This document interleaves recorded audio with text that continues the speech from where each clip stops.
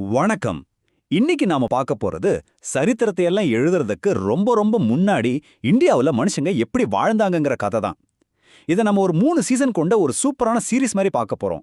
இது வெறும் கல்லு எலும்பு பத்தின கதை மட்டும் இல்ல, நம்மளோட மூதாதையர்கள் போட்ட முதல் அடி அதோட கதை. வரலாற்றிற்கு முந்தைய காலம், அதாவது ப்ரீ ஹிஸ்டரி அப்படின்னா என்ன? சிம்பிளா சொன்னா அது ஒரு டிடெக்டிவ் கதை மாதிரி. அப்போ எழுத்துக்களே கிடையாது. அப்போ எப்படி அவங்கள பத்தி தெரிஞ்சுக்கிறது? அவங்க விட்டுட்டு போன தடயங்களை வச்சுதான். அந்த சின்ன சின்ன க்ளூஸை வச்சு நாம ஒரு பெரிய புதிரை விடுவிக்க போறோம். அவங்க உலகத்தை மறுபடியும் உருவாக்க போறோம். சரி, இந்த சீரீஸ்ல என்னெல்லாம் பார்க்க போறோம்? முதல்ல இந்த கதைக்கான ஆதாரங்கள் எங்கிருந்து கிடைச்சதுன்னு பார்ப்போம். அப்புறம் சீசன் 1 சர்வைவல் மோட், சீசன் 2 தி அப்கிரேட், சீசன் 3 செட்டில் ஆகிறது, கடைசியா கல்லிலிருந்து நாகரிகம் எப்படி உருவாச்சுன்னு ஒரு ரீகேப். சரி, முதல்ல ஒரு முக்கியமான கேள்வி வருது. புக்கே இல்லாத ஒரு காலத்தை பத்தி நமக்கு எப்படி தெரியும்? பதில் சிம்பிள். பூமிக்கு அடியில புதைஞ்சிருக்கிற ஆதாரங்கள்ல தான் இருக்கு.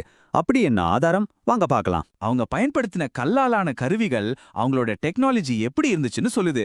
விலங்குகளோட எலும்புகள் அவங்க என்ன சாப்பிட்டாங்கன்னு காட்டுது.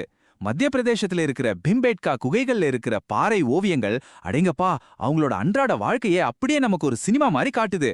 இந்த மாதிரி சின்ன சின்ன பீஸை எல்லாம் ஒன்னா சேர்த்து தான் நாம ஒரு பெரிய பிக்சரை உருவாக்குறோம். நம்ம கதை இந்த 3 முக்கியமான காலகட்டங்களா தான் பிரியுது. பழைய கற்காலம், இடைக்கற்காலம், அப்புறம் புதிய கற்காலம். இதுதான் நம்ம சீரீஸோட 3 சீசன்கள். ஒவ்வொன்னும் மனுஷனோட வளர்ச்சியில ஒரு முக்கியமான கட்டம். ஓகே, இப்போ நம்ம சீரீஸோட சீசன் 1க்குள்ள போலாம். Survival mode. இது மனுஷ சரித்திரத்திலேயே ரொம்ப ரொம்ப நீளமான ஒரு காலம். இங்க ஒவ்வொரு நாளுமே உயிர் வாழ்றதுக்கான ஒரு பெரிய போராட்டம் தான். அப்போ வாழ்ந்த மனுஷங்க நாடோடிகள். ஒரு இடத்துல தங்க மாட்டாங்க. சாப்பாட்டையும் தண்ணியும் தேடி சுத்திக்கிட்டே இருப்பாங்க.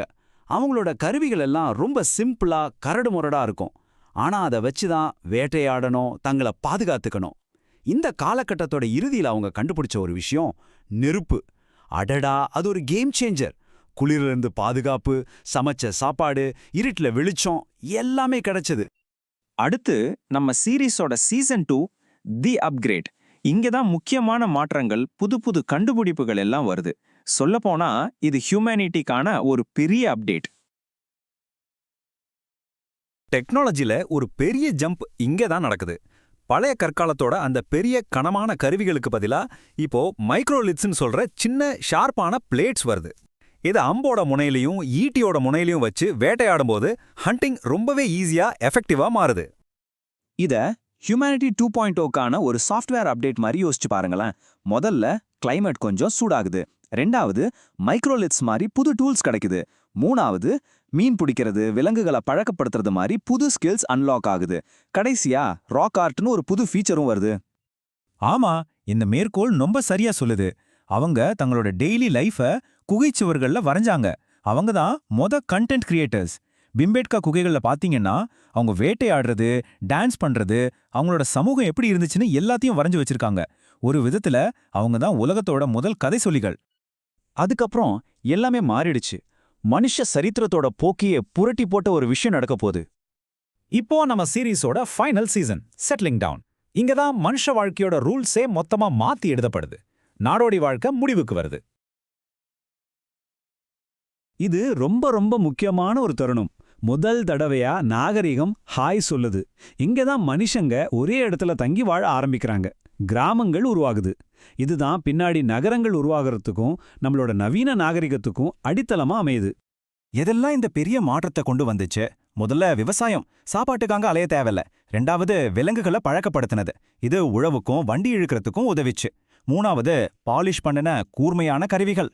அப்புறம் மண்பாண்டங்கள் செய்ய ஆரம்பிச்சாங்க. சாப்பாட்டை தேடி அலைய வேண்டிய அவசியம் இல்லாததால முதல் முறையா மனுஷங்க ஒரே இடத்துல தங்கி கிராமங்களை உருவாக்க ஆரம்பிச்சாங்க. சரி, இப்போ இந்த மொத்த பயணத்தையும் நாடோடியா சுத்தி தெரிஞ்சதுல இருந்து நாகரிகத்தோட வாசல் வரைக்கும் வந்த இந்த கதைய ஒரு சின்ன ரீகேப்ல பாத்திரலாம். பழைய கற்காலம், நாடோடி வாழ்க்கை, கரடு முரடான கருவிகள், நெருப்பு தான் பெரிய கண்டுபிடிப்பு. இடைக்கற்காலம், கொஞ்சம் செட்டில் ஆகி மீன் பிடிக்க ஆரம்பிக்கிறாங்க. மைக்ரோலித்ஸ் மாதிரி சின்ன கருவிகள், பாகை ஓவியங்கள் தான் ஹைலைட். புதிய கற்காலம், நிரந்தரமா குடியேறிட்டாங்க, விவசாயம் பண்றாங்க, பாலிஷ் பண்ணின கருவிகள், விவசாயம்தான் இங்க புரட்சியே.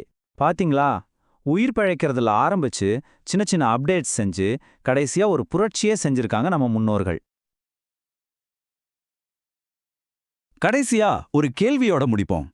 விவசாயம் நமக்கு நகரங்களையும் நாகரிகத்தையும் கொடுத்துச்சு, சரிதான். ஆனா அதுக்காக நாம நம்ம சுதந்திரத்தை விலையா கொடுத்தோமா? நாடோடியா சுத்தி திரிஞ்ச அந்த வாழ்க்கையோட சுதந்திரத்தை விட்டுட்டு ஒரே இடத்துல இருக்கிற பாதுகாப்பை தேர்ந்தெடுத்தது அதுக்கு தகுதியான ஒரு டீல் தானா? நீங்க என்ன நினைக்கிறீங்க?